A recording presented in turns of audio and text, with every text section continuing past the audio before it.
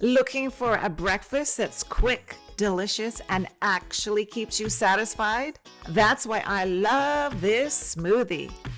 It's packed with tasty fruit and heart-healthy walnuts, flax, and hemp seeds. Start with coconut water and vegan yogurt for a creamy base. If you don't have yogurt, or just for a little variety, try vegan vanilla kefir instead.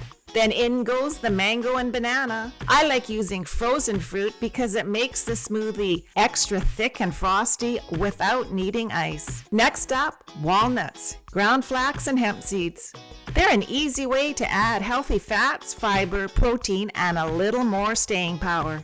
Add a little vanilla to round out all those tropical flavors. Now let her rip.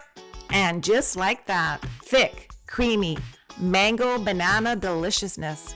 It's a terrific breakfast, snack, or afternoon pick-me-up. It's tropical, satisfying, naturally sweet, and packed with all kinds of plant-powered goodness. And this recipe makes 2 generous servings. Grab yourself a straw, partner, because this one's wanted for being downright delicious. And savor the flavor of health.